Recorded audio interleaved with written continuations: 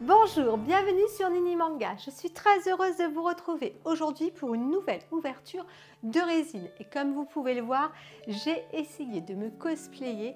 Je ne sais pas si vous avez deviné en qui, mais je pense qu'au fil de la découverte de la résine, vous allez peut-être trouver, ou du moins j'espère, avoir réussi à me cosplayer en quelqu'un. Bon, peut-être pas très réussi, mais bon, j'ai essayé de faire quelque chose. Alors la licence qu'on va ouvrir aujourd'hui, c'est Le Seigneur des Anneaux, une saga qui est extraordinaire. Moi j'aime énormément Le Seigneur des Anneaux. La résine fait partie du Seigneur des Anneaux 3 au niveau du film, donc Le Retour du Roi. J'ai acheté cette résine sur Sharp Edge, donc un grand merci à toi Olivier, donc au prix de 1300 €. On y va? Je vous montre ce que c'est, parce que je ne vous ai pas dit encore quel perso, mais on va voir ça avec le carton. Allez, c'est parti. Alors la résine est super bien protégée, il y a 4 coins de protection, des mousses de protection au-dessus, sur les côtés, en dessous. Je crois qu'on ne peut pas mieux faire. On passe tout de suite au déballage.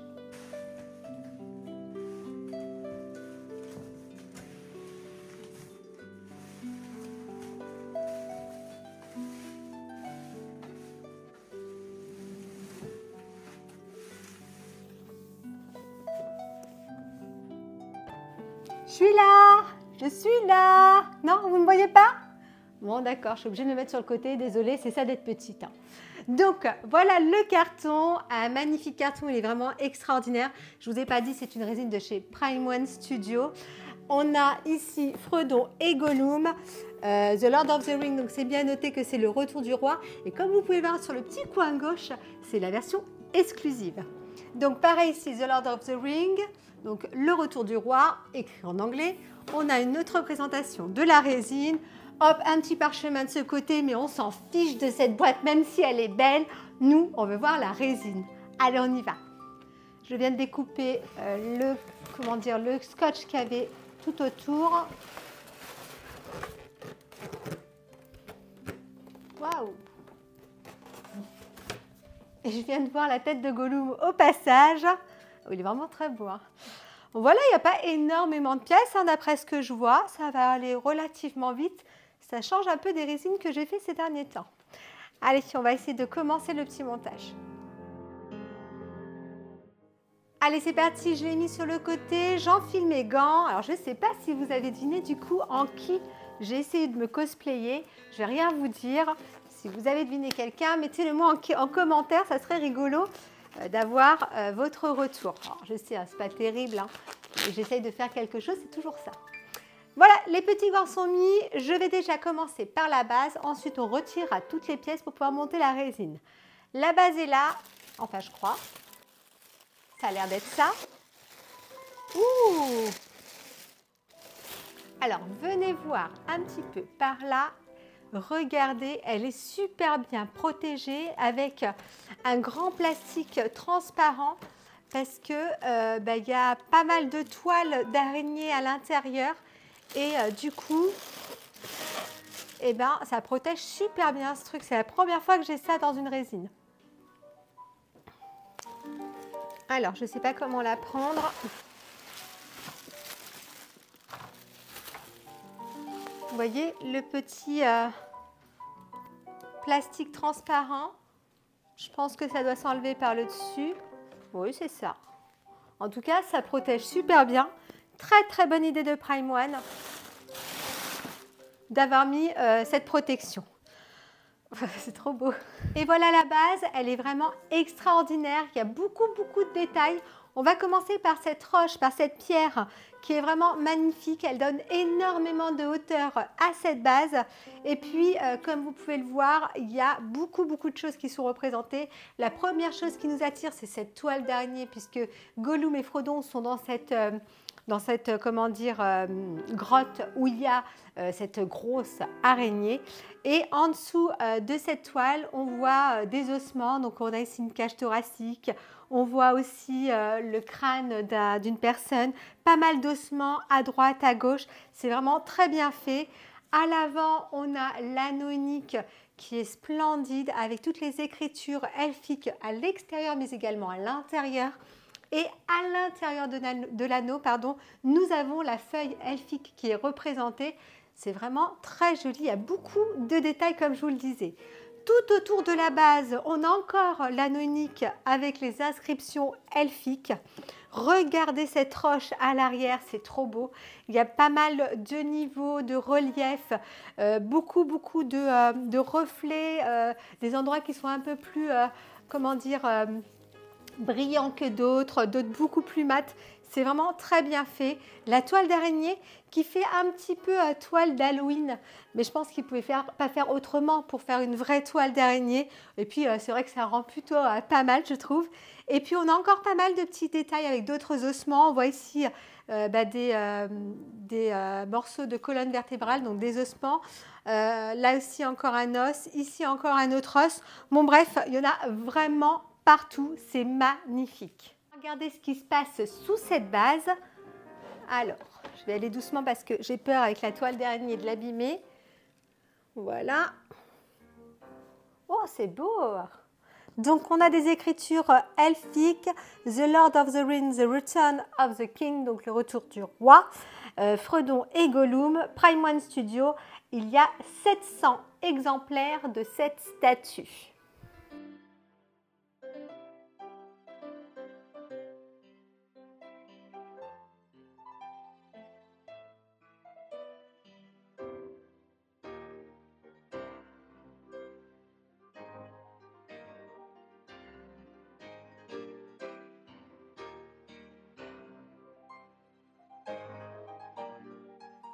Voilà, toutes les pièces ont été retirées du polyfoam. Donc comme ça, on y voit un petit peu plus clair et on a... c'est vraiment très beau. Alors déjà, premier point positif, c'est que Prime One a pensé à remettre un petit peu de toile d'araignée à l'intérieur. Donc ça veut dire que si jamais on abîme cette toile, eh bien, on peut remplacer. Alors bon, c'est pas compliqué à aller acheter une toile de ce genre dans toutes les... comment dire, petites boutiques qu'il y a partout, mais je trouve que c'est quand même une bonne idée. Donc un petit point positif pour Prime One. J'ai aussi, je me suis dit, d'habitude Prime One mettait une grande feuille avec l'emplacement des pièces, ce qu'il y avait comme pièces, etc. Ici, je n'ai rien, donc j'ai aucune feuille, j'ai rien du tout. Est-ce que c'est volontaire de Prime One ou pas? Je ne sais pas, mais voilà, je voulais le souligner parce que d'habitude, il y a cette grande feuille représentative de la résine. Là, j'ai rien. Bon, on va passer aux pièces parce que c'est magnifique. C'est vraiment très beau. Je ne sais même pas par quoi on va commencer. Si on commence par Gollum ou si on commence par Frodon. Je pense qu'on va commencer par Frodon parce qu'il va venir au centre de cette résine. On commence par le corps déjà, qui est tout de suite là sur ma gauche. Alors, il est vraiment très bien fait. Il est très beau. Là, on a donc Frodon dans son habit de hobbit avec le pantalon déchiré. On voit ses grands pieds parce que les hobbits ont des grands pieds. Et la particularité des hobbits, c'est qu'aussi, ils ont les pieds poilus. Et là, Prime One a fait comme si il y avait un effet poil dessus. Moi, je trouve ça bien fait. Après, ils auraient pu mieux faire, mais je trouve que c'est pas mal. Pareil, les pieds sont salis parce qu'ils marchent pieds nus. Donc, ils ont été jusqu'au détail d'avoir le pied sale en dessous. Tout est bien fait, on voit les articulations au niveau des pieds, on voit aussi les pliures au niveau des vêtements et la couture sur le côté du pantalon. On a pas mal de pliures partout au niveau aussi de son vêtement au-dessus, les bretelles, la ceinture qui tient le fourreau pour mettre son épée qui est vraiment très bien faite avec des petites, des petits dessins qui font très elfiques, hein, qui sont vraiment très très jolis. C'est magnifique. Je vais déjà positionner cette pièce donc, au centre de la résine. Donc il y a un gros plug qui vient juste là. Et voilà, le pied est bien positionné à l'arrière. C'est top. C'est top, c'est vraiment très sympa. On va continuer. Je vais continuer avec la cape de Frodon qui est vraiment très très jolie. Elle est toute grise avec pas mal de pliures un petit peu partout. Ce qui est vraiment très bien fait, c'est cette broche elfique. Donc la feuille qui est représentée sur le devant de la cape. Et en fait, la couleur avec donc ce vert et cet argenté ressort vraiment au niveau de cette cape et c'est vraiment chouette, elle est vraiment très jolie. Et puis toute cette cape avec la longue capuche, ces effets de pliure partout, le fait qu'en dessous ça fasse comme si elle traînait et qu'elle s'était abîmée, elle est texturée, elle est vraiment très jolie. Je vais l'emboîter directement, donc elle vient, j'espère que je n'ai pas fait une bêtise en mettant Fredon avant. Est-ce qu'il ne fallait pas que je mette la cape avant de mettre Fredon? Ouais, si. J'ai fait une bêtise. Donc du coup, je retire Fredon, je mets la cape, je vais la positionner là et ensuite on remettra Fredon. Alors du coup, je rectifie ma bêtise, je viens plugger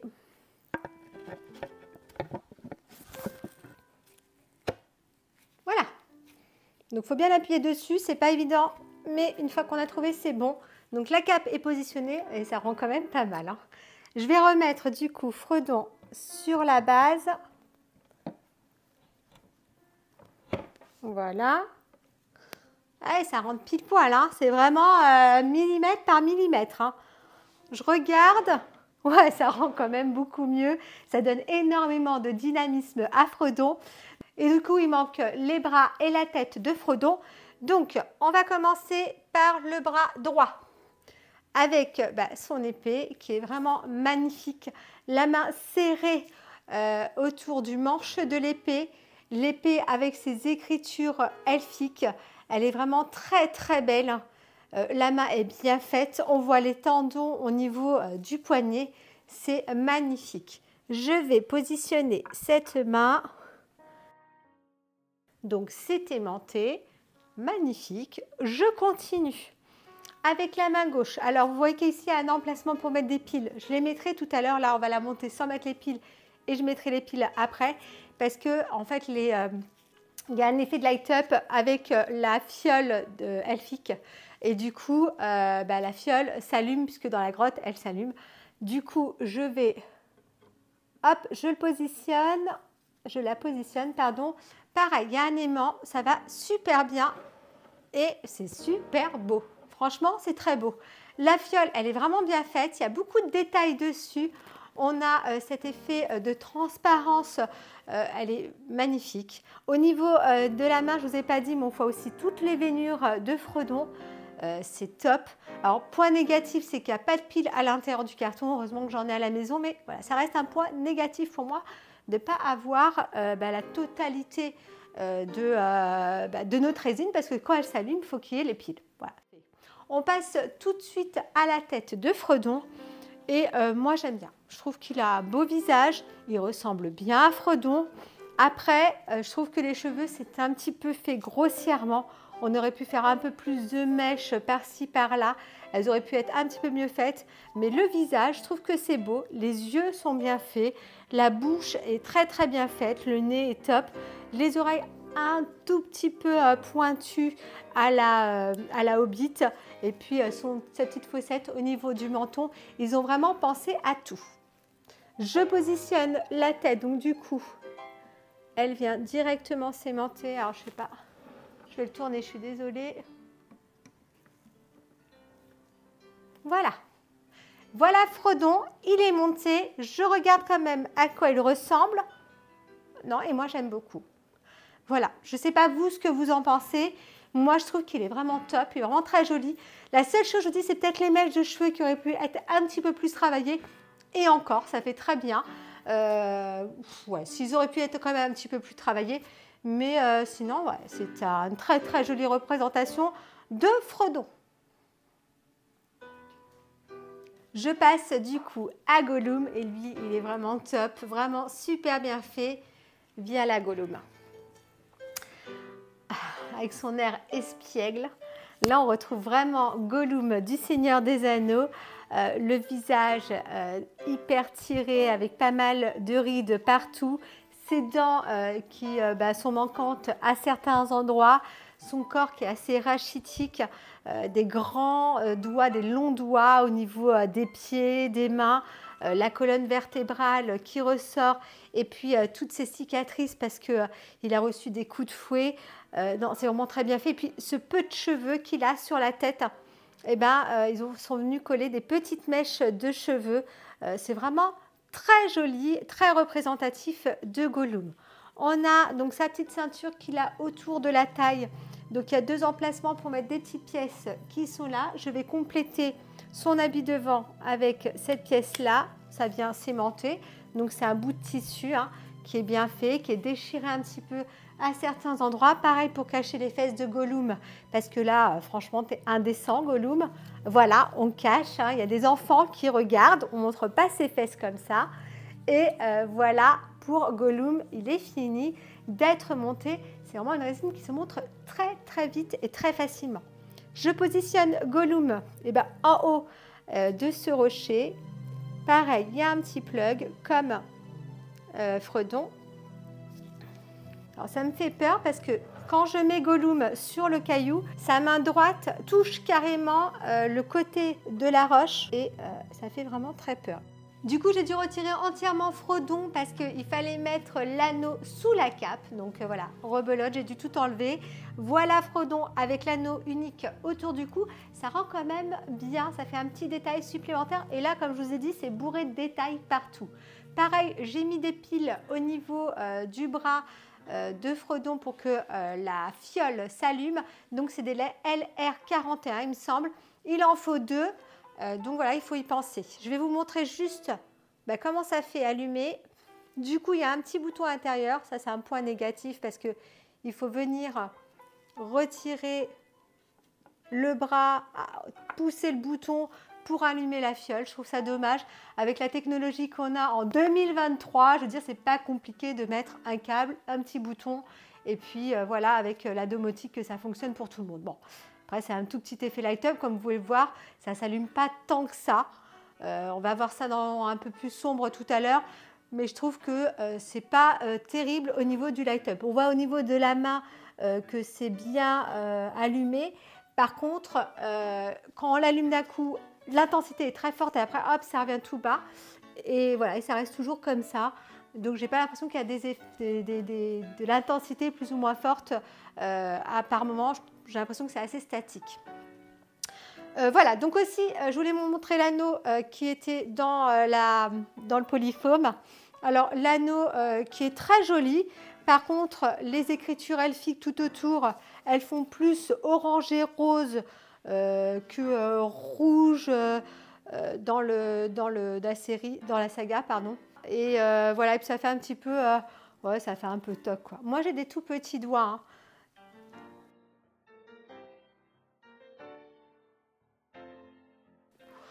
Bon, ça fait très toc, très moche. Franchement, j'aime pas. Ouais, je trouve que c'est très, ouais, ça fait rose. On a l'écriture à l'extérieur, à l'intérieur. Bon, moi, j'ai des petites mains, des petits doigts, donc autant vous dire que même dans le pouce, ça a du mal. Mais bon, en tout cas, cet anneau, normalement, c'est pour le mettre autour de la chaîne parce qu'elle est fournie. Donc, la même chaîne que Fredon a autour du cou. Du coup, je vais mettre l'anneau, je vais attacher ce collier autour de mon cou, comme ça, vous verrez comment ça fait.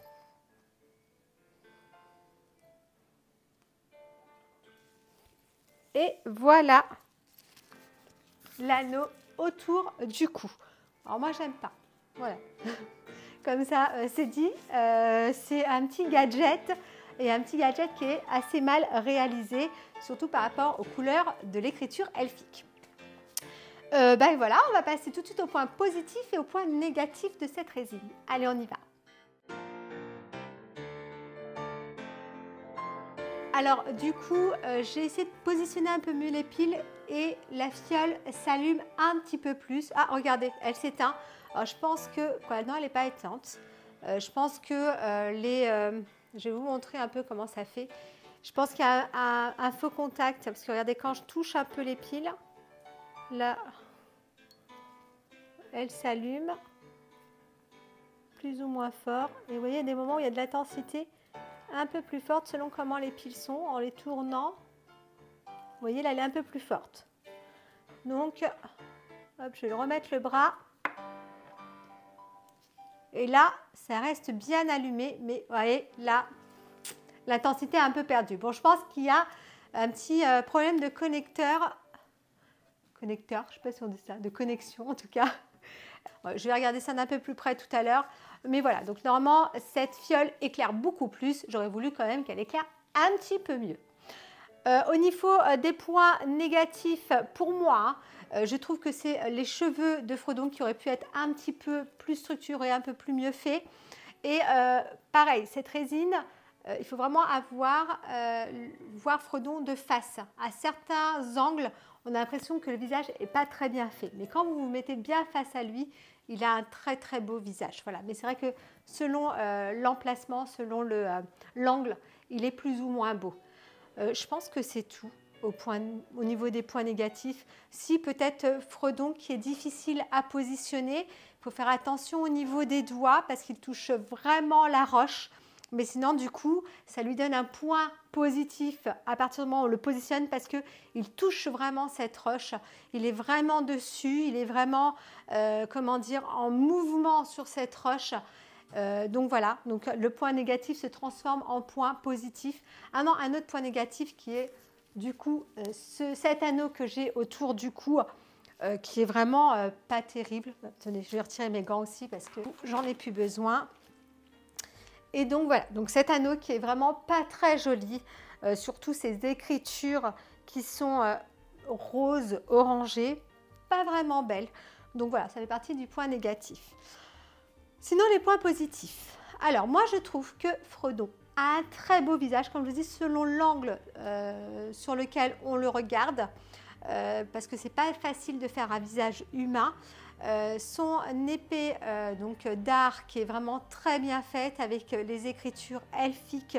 Moi, j'aime beaucoup. Elle est un petit peu éraflée. À certains endroits, c'est vraiment top.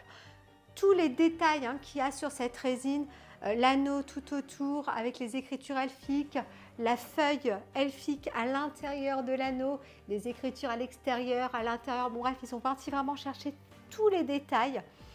C'est vraiment très très beau. Les vêtements sont bien faits, texturés. Les poils au niveau des pieds du Hobbit. Et puis vraiment la pièce qui est vraiment la plus jolie sur cette résine, c'est Gollum. Gollum qui est vraiment en hauteur, qui a vraiment un visage de vicieux. J'aime beaucoup son regard, les yeux sont vraiment très bien faits. Il y a beaucoup de détails sur Gollum, ses longs doigts, ses grands pieds, ce corps rachitique qui est vraiment très bien représenté. Non, toute cette résine dans son ensemble est une très jolie résine avec tous ces petits détails à droite, à gauche, ces ossements, tout ça. Je trouve que c'est un très très beau travail de Prime One. La base est vraiment très très belle. Ils ont vraiment fait une très jolie représentation. Et voilà, cette vidéo est déjà terminée. Je voulais déjà commencer par remercier Olivier de chez Sharp-Edge de m'avoir vendu cette très jolie résine. Le Seigneur des Anneaux est une saga que j'apprécie énormément et nous sommes nombreux à apprécier cette saga. Et là, on a quand même une jolie représentation de Prime One devant nous. Donc un grand merci à toi, Olivier. Je voulais aussi remercier Newear parce que c'est grâce à eux que vous avez quand même des vidéos de qualité. Donc grâce au slider, grâce au petit matériel qu'ils m'envoient et surtout grâce au ring light qui nous donne une meilleure luminosité pour mettre en avant ces magnifiques pièces. Donc un grand merci à Newear. Merci également à vous, les personnes qui vous abonnez à cette chaîne. Si vous n'êtes pas encore abonné à cette chaîne, vous savez que vous pouvez vous abonner. Vous pouvez activer la petite cloche pour être au courant de toutes les notifications. Mais vous pouvez également devenir membre soutien pour m'aider dans l'évolution de cette chaîne. Bien sûr, tout ceci n'est pas obligatoire. Vous pouvez également me suivre sur ma chaîne YouTube, là actuellement, allez-y, suivez-moi. Mais aussi sur Facebook et sur TikTok. Je fais quelques petits montages dessus. Donc voilà, si vous voulez m'y rejoindre, ça sera avec grand plaisir. Et ben voilà, je vous dis à très très vite pour une prochaine vidéo. Et à bientôt!